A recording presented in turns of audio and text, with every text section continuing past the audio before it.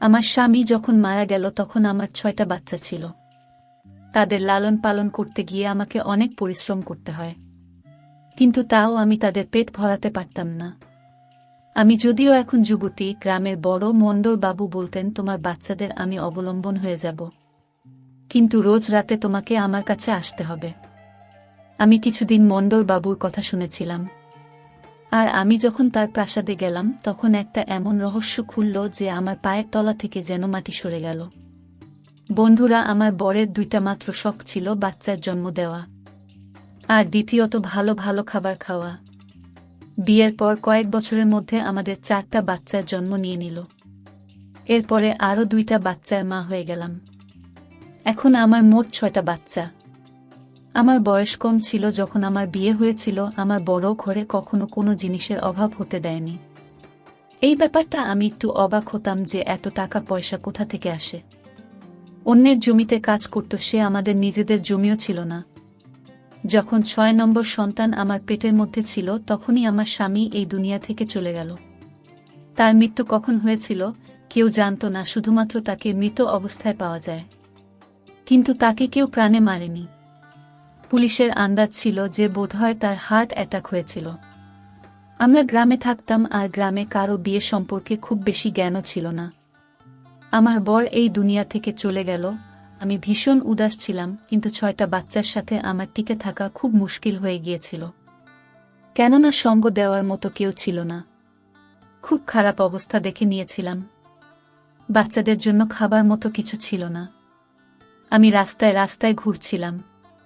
গ্রামের মণ্ডল বাবু বলল যে আমি তোমার বাচ্চাদের দায়িত্ব নিতে চাই, কিন্তু রোজ রাতে তোমাকে আমার ঘরে আসতে হবে। এটা আমার পক্ষে সম্ভব ছিল না, কিন্তু নিজের বাচ্চাদেরকে মরতে দেখতে পারতাম না। আমি বাচ্চাদের জন্য রাজি হয়ে গেলাম, কিন্তু যখন আমি প্রাসাদে গেলাম সেখানে যখন একটা রহস্য থেকে পর্দা উঠল তখন আমি অবাক হয়ে গেলাম, কেননা এই কথাটা ভীষণ অদ্ভুত ছিল। বন্ধুরা, আমার নাম রুমি। আমার বয়স ভীষণ কম ছিল যখন আমার বিয়ে শিহাব নামক এক মানুষের সাথে হয়। আমি শহর থেকে গ্রামে চলে আসি। আমি অল্প বিস্তর পড়াশোনা শিখেছিলাম, কিন্তু গ্রামে আসার পর আমার সমস্ত বুদ্ধি ঘরের কাজ করে, আর বাচ্চা সামলানো কেটে গেল। বিয়ের প্রথম বছরে এক বাচ্চা হলো, তারপর বাচ্চাদের লাইন লেগে গেল। আমি প্রত্যেক বছর বাচ্চার জন্ম দিতাম। এরকমভাবে 6 থেকে 7 বছরে আমি 6টা বাচ্চার মা হয়ে গেলাম। আমার স্বামী বড় অদ্ভুত ধরনের মানুষ ছিল। সে একটা ছোট চাকরি করত, কিন্তু ঘরে অনেক বেশি টাকা পয়সা নিয়ে আসত। ঘরে না কোনো শাশুড়ি ছিল, আর না ছিল কোনো নন, আর না ছিল অন্য কেউ। ঘর ছিল আমার বরেরই। আমি একা এতগুলো বাচ্চাকে লালন পালন করতে গিয়ে ক্লান্ত হয়ে যেতাম আর ভীষণ চিন্তায় থাকতাম। কখনো কখনো খুব বাজেভাবে কান্নাকাটি করতে থাকতাম, আর নিজের বরকে বলতাম যে আমি এত সব পারব না করতে। আমার বর একটা ভীষণ অদ্ভুত ধরনের শরবত বানাতো, যে শরবতে এসে বাদাম, পেস্তা আর কোনো এমন ঠান্ডা জিনিস মেশাত যে সেটা খেতে সাথে সাথে আমি শান্তি পেয়ে যেতাম। এমনকি আমি পুরো দিন ক্লান্ত হয়ে থাকলেও রাতে শান্তিতে ঘুমোতে পারতাম। না হলে আমার পায়ে এত ব্যথা হতো যে আমি ঘুমাতে পারতাম না, কেননা আমি পুরো দিন বাচ্চাদের নিয়ে কাজ করতাম। বাচ্চাদের জন্মের বেশি সময় হয়নি। ওরা ছোট ছিল বলে আমায় নানাভাবে বিরক্ত করত। এজন্য আমার বর আমার জন্য শরবত অবশ্যই বানাতো। আর যখন আমি শরবত খেয়ে নিতাম সকাল বেলায় উঠে আমার মনে থাকতো না যে আমি কখনো শুনেছি আর কখনো উঠেছি। যদি রাতে কোনো বাচ্চা যদি রেগে যেত, আমার বর তার খেয়াল রাখত। সে বলতো এদের সবাইকে দিনে তুমি সামলাও আর রাতে আমি সামলে নেব, তুমি শান্তিতে ঘুমাও। আমার বরের অদ্ভুত অদ্ভুত ব্যাপার ঘটত। সে ঘরে খুব কম থাকত, আর যখনই ঘরে আসতো রাতে আমাকে বেহুশ করে দিত। সে বলতো যে আমি জ্ঞান থাকা অবস্থায় তোমার কাছে আসতে পারবো না। এটা আমার ব্যাপার, আর তোমাকে এই ব্যাপারটা বুঝতে হবে। আমি তার সব কথা মেনে নিতাম, কারণ সে আমার ভীষণ খেয়াল রাখত। তাই তার খুশিতেই আমার শান্তি ছিল। আমার জীবনে আমার রাতগুলো ভালোই কাটত, আর আমি খুব শান্তিতে ঘুমিয়ে থাকতাম।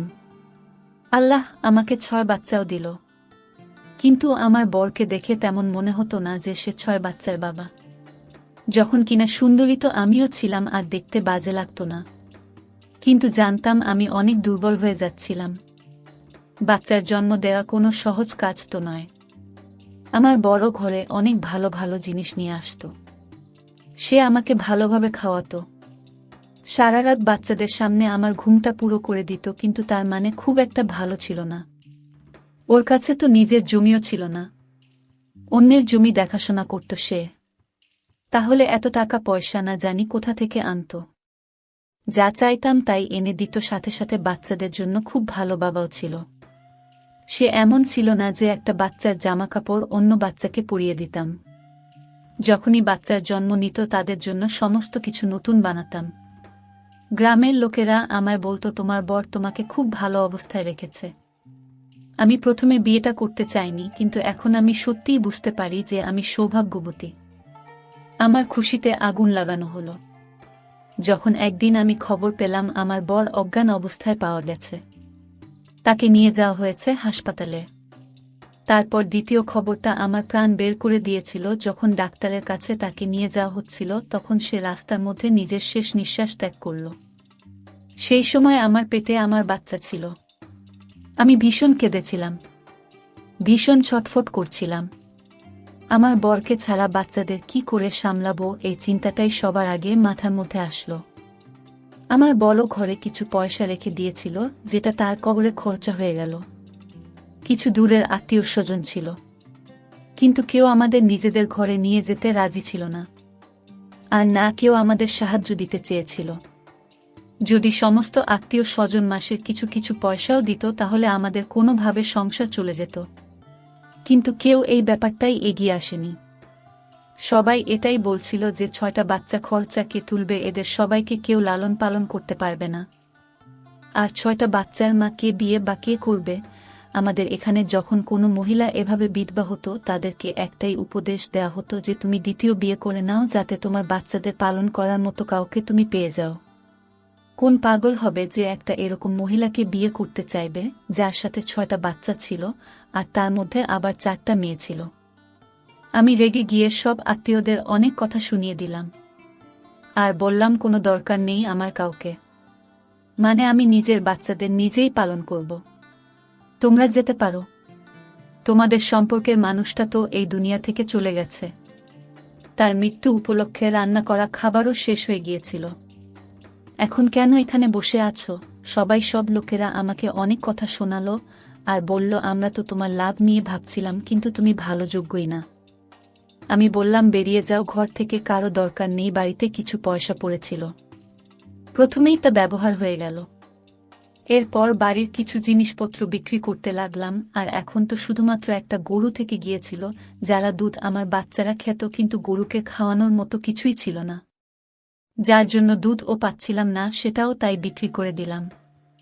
তারপর 2 মাস ওই পয়সা দিয়ে কোনো রকম চললাম, কিন্তু এরপরে আবার টাকা পয়সার অভাব হতে লাগলো। বাচ্চারা খিদের জ্বালায় চেঁচাতে লাগলো। তাদের মন ভোলানোর জন্য তাদেরকে ক্ষেতের দিকে নিয়ে গেলাম। গ্রামে আর কিছুই ছিল না। জমির কাছে একটা গাছ দাঁড়িয়েছিল যাতে ছোট ছোট ফল লেগেছিল। আমার বাচ্চারা সেগুলো খেয়ে নিজের পেট ভরাতে লাগলো। যখন আমাদেরকে একজন লোক দেখে নিল, আমি ওই লোকটাকে জানতাম, সে আমাদের পাড়ার মণ্ডল বাবু। যখন এই দৃশ্য দেখল তখন আমাদের কাছে আসলো, বাচ্চাদের অবস্থা দেখে ভীষণ চিন্তায় পড়ে গেল। বলতে লাগলো, তুমি শিহাবের বউ যে কিছুদিন আগে মারা গেল? আমি বললাম, হ্যাঁ, আমি তার স্ত্রী। আর এই সমস্ত বাচ্চা কিভাবে চালাচ্ছ? তখন আমি তাকে সমস্ত কথা বললাম, যে সবকিছু শেষ হয়ে গেল। বাড়িতে শেষ একটা গরু ছিল, তাকেও বিক্রি করে দিলাম। বাচ্চারা খিদের যন্ত্রণায় ছটফট করতে লাগলো, এজন্য তাদেরকে এখানে নিয়ে আসলাম। সে বাচ্চাদেরকে গাড়িতে বসিয়ে নিল, আমাকেও গাড়িতে বসতে বলল, আর তোমাদের বাড়িতে ছেড়ে দিয়ে আসি। বাড়িতে যখন আমাদের ছাড়তে আসলো তখন আমার হাতে এসে কিছু পয়সা দিলে আমি ভীষণ খুশি হলাম যে মণ্ডলবাবু আমার অবস্থা বুঝতে পেরেছে। আমি বললাম যে চা খেয়ে যান। বাচ্চারা বাইরে খেলছিল আর আমি চা বানাতে লাগলাম। মণ্ডলবাবুর জন্য চা বানিয়ে আনলাম। চা দেওয়ার সময় আমার হাত ধরে নিল, আমি নিজের হাত সরিয়ে নিলাম। বললাম, মণ্ডলবাবু, এটা আপনি কি করছেন? সে বলতে লাগলো, তুমি ভেবেছ যে তুমি কি করছো আর কি করবে, এতগুলো বাচ্চার পেট কিভাবে চালাবে, যা পয়সা আমি দিয়েছি ওটা 2 দিন পরে শেষ হয়ে যাবে।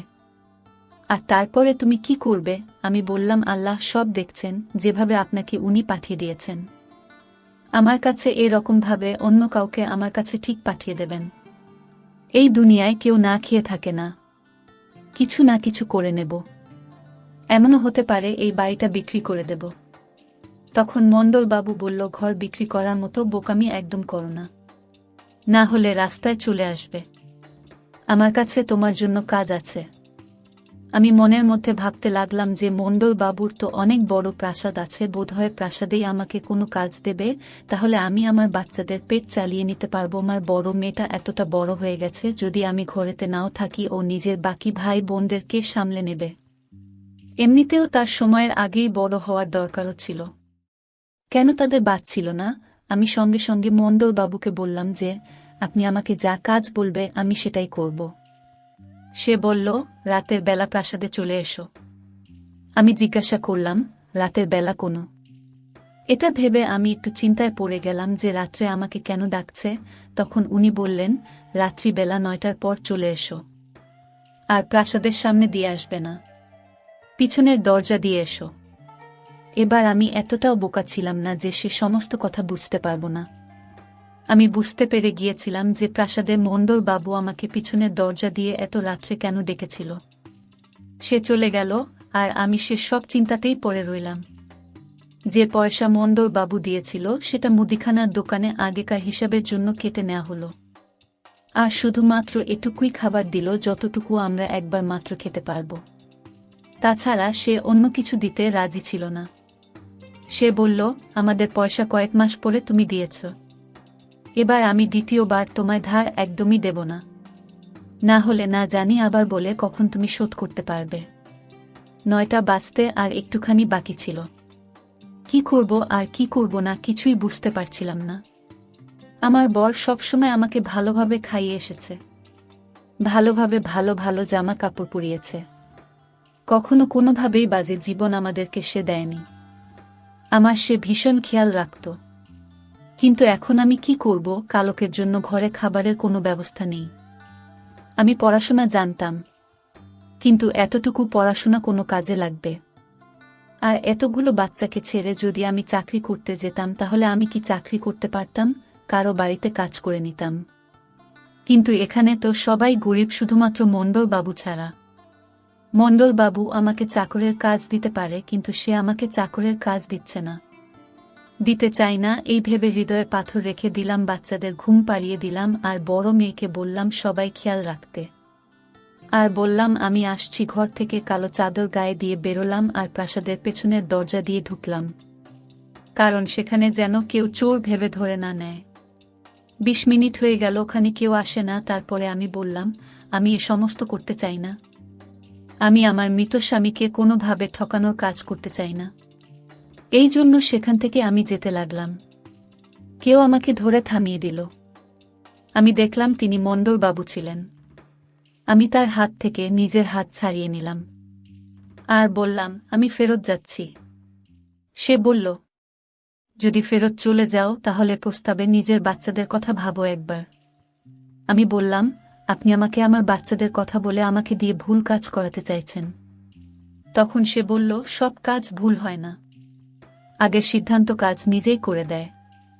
আমি বললাম, আপনার স্ত্রী নিয়ে, আপনার বাচ্চা নিয়ে আপনি নিজে ভাবুন তো একবার, আমি যদি আপনার জায়গায় হতাম আর আপনি যদি আমার জায়গায় হতেন, তখন আপনার উপর দিয়ে কি বয়ে যেত? তখন সে বলল, আমার বউ আছে, কিন্তু আমার বাচ্চা নেই। আর সত্যি বলতে কি, আমি তোমার জায়গাতেই আছি। আমি মণ্ডলবাবুর কথা কিছু বুঝতেই পারলাম না। তার চোখে আমি লালসাটা দেখতে পাইনি। মণ্ডলবাবু বলল, তোমার বর ভীষণ ভালো মানুষ ছিল, ভীষণ ভালো। আল্লাহ তাকে জান্নাতের জায়গা দিয়েছে। আমি বললাম, কেন ভালো মানুষের বউয়ের সম্মান খারাপ করতে চান? তখন সে মাথা নামিয়ে নিল। সে বলল, রাতে তোমাকে আমার কাছে আসতে হবে, আর তারপর পুরো সপ্তাহ কেটে যাওয়ার পর তোমাকে আমি এমন কিছু বলবো যেটা শুনে তুমি অবাক হয়ে যাবে। আমি কোনোভাবে কথার বিষ যেন পান করে নিলাম, কেননা নিজের বাচ্চাদের আমি ক্ষুধার্ত দেখতে পারবো না। মণ্ডলবাবু আমার বাড়িতে রেশন দিয়ে গেল, আর ঘরে যা যা জিনিস কম ছিল সেটা ও নিয়ে আসলো। বাচ্চাদের জন্য নতুন কাপড় এনে দিল। সে আমার বাচ্চাদের ভীষণ ভালোবাসে ও তার এসব করার কোনো দরকার ছিল না। তারপর আমি একটা খবর শুনলাম, তা হচ্ছে মণ্ডলবাবুর বউ তাকে ছেড়ে চলে গেছে। আমি ভাবলাম যে বোধহয় আমার ব্যাপার এসে জানতে পেরে গেছে, কিন্তু এই কথাটা তো গ্রামে কয়েক মাস ধরে রটে গেছে যে মণ্ডলবাবু তার থেকে তালাক চেয়েছে। এই বিষয়টা কিছুতেই বোঝা যাচ্ছিল না, আর এর কোনো সমাধানও বের হচ্ছিল না। তাদের দুজনের কোনো বাচ্চাও ছিল না, এজন্য তারা আলাদা হয়ে যাওয়াটাই ঠিক মনে করেছিল। আমি 1 সপ্তাহ ধরে মণ্ডলবাবুর জন্য রোজ রাতে তার প্রাসাদে যেতাম, কিন্তু সে আমাকে 3-4 দিন ধরে ডাকেনি। আমি নিজেও ধন্যবাদ জানিয়েছিলাম, কারণ এরকম জীবন আমি বাঁচতে চাইনি। আমি ভীষণ মজবুত ছিলাম, কিন্তু তারপর সে আবার এক রাতে আমাকে ডাকল, আর এবার এসে আমাকে প্রাসাদে অতিথি রুমে নিয়ে যাওয়ার পরিবর্তে সোজা প্রাসাদের ভিতরে নিয়ে গেল। আমি এটা ভেবে অবাক হয়ে গেলাম যে সে কি কোনো বিষয়ে কাউকে ভয় করে না। যদি প্রাসাদের কোনো চাকর দেখে বা তার বউ যদি দেখে প্রশ্ন করে। আমার মনে হতো প্রাসাদে কেউ নেই, আমাকে সে ঘরে নিয়ে আসলো, যেটা ভীষণ সুন্দর ঘর ছিল। এমন মনে হচ্ছিল যেন এখানে সমস্ত জিনিস নতুন। তারপর সে আমাকে আরও সামনে একটা ঘর দেখালো, যেটা বাচ্চাদের জন্য সাজানো ছিল। সে আমাকে নিজের প্রাসাদ কেন দেখাচ্ছিল আমি কিছু বুঝতে পারছিলাম না। তারপর সে আবার আমাকে ফেরত ওই ঘরে নিয়ে আসলো, আমাকে নিজের সামনে বসল, আর আমার হাত ধরল। সে এমনভাবে আমার হাত ধরল যেন সে আমাকে ভীষণ ভালোবাসে। কিন্তু সে আমাকে কি করে ভালোবাসতে পারে যে আমাকে নিজের প্রয়োজনের জন্য ব্যবহার করছে বা আমার অসুবিধার সুযোগ নিচ্ছে? সে আমাকে এমন একটা কথা বলল যেটা শুনে আমি অবাক হয়ে গেলাম। সে বলল, আমি আমার বউকে তালাক দিয়ে দিয়েছি, তোমার বর কখনো তোমার বর ছিল না, আমি ছিলাম তোমার বর। আমি বাধ্য ছিলাম যে আমাকে ওই লোকটার সাথে তোমাকে রাখতে হয়েছিল। তোমার মনে পড়ছে কি যে তোমার প্রত্যেকটা রাতে তোমাকে শরবত খাইয়ে দিত যাতে তুমি খুব শান্তি করে ঘুমাতে পারো। এভাবেই আমি তোমার কাছে যেতাম। এই যতগুলো বাচ্চা তুমি দেখছো যে সমস্ত বাচ্চা আমার, কেননা আমার বউ আমাকে কোনোদিন বাচ্চা দিতে পারত না। আমার বউ যদি জানতে পারত যে আমার আরও একটা বউ আছে আর তার বাচ্চাও আছে, তাহলে তোমাকে প্রাণে মেরে ফেলত। তার বংশের লোকেরা ও ভীষণ সাংঘাতিক, এজন্য আমাকে এই সমস্ত নাটক করতে হয়েছে। তোমার বর আমি, আর এই সমস্ত বাচ্চা আমার। সিহাব আত্মহত্যা করেছিল, কেননা সে রকম জীবনের সাথে থাকতে থাকতে বিরক্ত হয়ে গিয়েছিল। তার কথা হলো সে কাউকে ধোঁকা দিতে পারবে না। ওই বাচ্চাগুলোকে বাবা বলতো, সে ভীষণ চিন্তা করত, এজন্য সে আত্মহত্যা করে নিল যাতে সে রাস্তা থেকে সরে যায়। সে আমায় বিশ্বস্ত চাকর ছিল, আমি তার উপকার কোনোদিন ভুলব না। সে তোমাকে নিজের ঘরে রেখেছিল, আর আমার মান সম্মানের কোনো রকম ক্ষতি হতে দেয়নি। আমি এটা শুনে অবাক হয়ে গেলাম, কেননা আমার বর ঠিক এগুলোই করত আমার সাথে। সবসময় রাতে আমার বর আমাকে ঘুম পাড়িয়ে দিত। আমি বললাম যে যদি এমনটা হয়ে থাকে তাহলে আমার থেকে সমস্ত লুকিয়েছিল। তখন মণ্ডলবাবু বলল, আমার বউকে যতক্ষণ এই প্রাসাদ থেকে বের না করে দিই আমি তোমাকে এখানে আনতে পারতাম না। তোমার বর আত্মহত্যা করে নিয়েছিল, এই জন্য আমাকে আরও 21 সপ্তাহ তালাক হওয়া পর্যন্ত সময় কাটাতে হতো। কেউ সন্দেহ না করে যে তুমি আমার বউ, এই প্রাসাদ আর এই সব কিছু তোমার, আমার বাচ্চাদের। আজ থেকে তুমি এখানেই থাকবে, এই ঘর তোমার, আর দ্বিতীয় ঘর আমি বাচ্চাদের জন্য সাজিয়েছি। বাচ্চাদের সামলাতে আয় রেখেছি, সমস্ত ব্যবস্থা হয়ে যাবে, তোমার জীবনে আর আমার শান্তি হবে। আমি বললাম যে আমার এখনো কিচ্ছু মাথায় ঢুকছে না, আমি তোমাকে কিভাবে গ্রহণ করব? আমি তোমাকে তো আপন ভাবিনি। তখন সে বলল, হ্যাঁ জানি, এতে আমি দোষী। তোমার কত সময় লাগবে তুমি নিতে পারো, কিন্তু আমি তোমাকে অনেক বেশি ভালোবাসি, কেননা তুমি আমার বাচ্চাদের মা। এই সমস্ত কথা শুনে আমার পায়ের তলা থেকে জমি বেরিয়ে যাচ্ছিল যেন, আর আমার মাথা ঘুরে যাচ্ছিল। আমি অজ্ঞান হয়ে গেলাম। যখন জ্ঞান ফিরল আমি ওই ঘরেই ছিলাম, আর মণ্ডলবাবুকে বললাম, আমি এমন করতে পারবো না, কেননা আমি আমার বরকে সবকিছু মেনেছি। সেই আমার জন্য সমস্ত কিছু ছিল। সে আমার খেয়াল রেখেছে। আমার বাচ্চারা ওকে নিজের বাবা বলতো। তুমি আমার জীবনকে নষ্ট করে দিয়েছ। তোমায় সব কে বলেছিল করতে? যদি তোমার মধ্যে এত হিম্মত না থাকে যে তুমি তোমার বউকে এটা বলতে না পারো তোমার দ্বিতীয় বউ আছে, তার থেকে তুমি 6টা বাচ্চাকে জন্ম দিয়েছ, তবে তুমি একটা ভীতু। আমি তোমার উপর কেন বিশ্বাস করব? তুমি একটা মহিলার কাছে ভয় পেয়ে আমার জীবন নষ্ট করে দিয়েছ। আমি বাধ্য ছিলাম, কেননা ওই মহিলা তোমাকেও মেরে